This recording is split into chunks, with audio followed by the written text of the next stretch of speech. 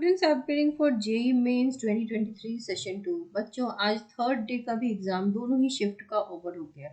अब जरा देख लेते हैं आज की एग्जाम एनालिसिस क्या कहती है, जिस हिसाब से आगे देने वाले बच्चों को भी कुछ बेनिफिट मिल सके इस चीज का और आपको भी पता चल सके एग्जैक्टली हर जगह हुआ क्या।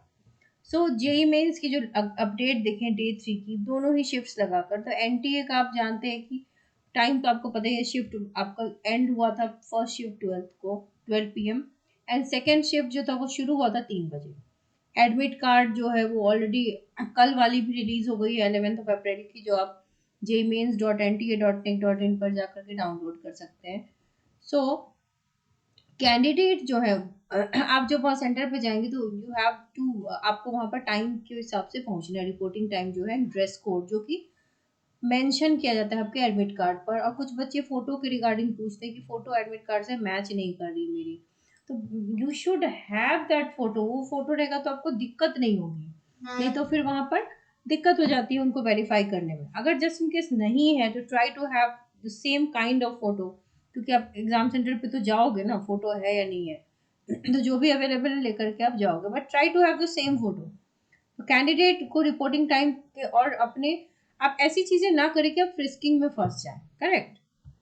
ओवरऑल पेपर की अगर हम बात करें तो मैथमेटिक्स जो है उसने बच्चों को आज रुलाया भी है। काफ़ी मुश्किल रहा मैथ्स का पेपर, मॉडरेट टू डिफ़िकल्ट की ओर था। फिजिक्स इजी था। Chemistry was again easy to moderate. So overall तो देखो, हर पेपर को ओवरऑल स्टूडेंट्स मॉडरेट कहते हैं, क्योंकि 3 में से 2 पेपर उनको इजी टू मॉडरेट या मॉडरेट के लेवल में पाया जाता है। बट मैथमेटिक्स वही बनता है डिसाइडिंग फैक्टर। करेक्ट। अब तीनों सब्जेक्ट्स में देखते हैं कहाँ कहाँ वेटेज ज़्यादा था। मैथमेटिक्स में जो chapters of conic sections and calculus, questions asked from matrices, vector, ये एक्सपेक्टेड था। वेक्टर 3D ज्योमेट्री से क्वेश्चन आएंगे। Ellipse, circle, parabola, binomial theorem, progressions, functions, AOD, areas, differential equation. So both MCQs and numerical based questions were lengthy. एक तो मुश्किल और दूसरा लेंदी। लेंदी में भी टाइम लगता है, तो सेक्शन ट्रिकी भी था और लेंदी भी था, तो बहुत से बच्चों को दिक्कत हुई इस सेट को करने में। 10 क्वेश्चन करना भी मुश्किल हो रहा था काफी बच्चों के लिए। फिजिक्स का लेवल इजी था। वेटेज जो था वो kinematics, laws of motion, rotational motion, magnetism, SHM and waves, electrostatics, electric current, ray optics, wave optics, semiconductor and modern physics से ज्यादा क्वेश्चन थे। न्यूमेरिकल बेस्ड क्वेश्चन बहुत इजी थे, और chapters of 12th class had more weightage this time. ठीक है। Assertion reasoning में भी मिक्स्ड कॉन्सेप्ट था। अब केमिस्ट्री को देख लो तो it was easy to moderate, जहां पर फिजिकल और इनऑर्गेनिक केमिस्ट्री के ज्यादा वेटेज थे।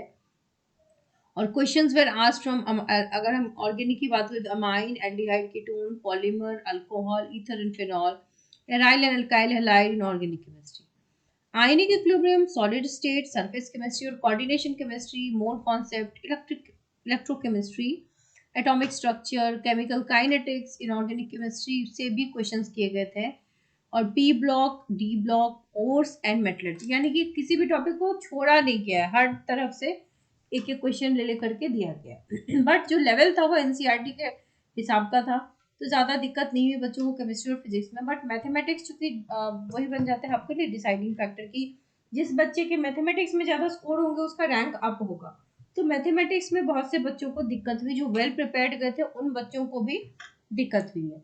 तो आगे के भी जो सेशंस होंगे एग्जाम के जो होंगे उसमें मैथमेटिक्स ही ट्रिकी रहेगा। तो जो भी आपके पास टाइम बचा उसमें देखो, फिजिक्स के लिए तो आप फॉर्मूला शीट रिवाइज कर लो, मैथमेटिक्स में भी फॉर्मूलाज तो आपको पता होने चाहिए और बेसिक कॉन्सेप्ट्स।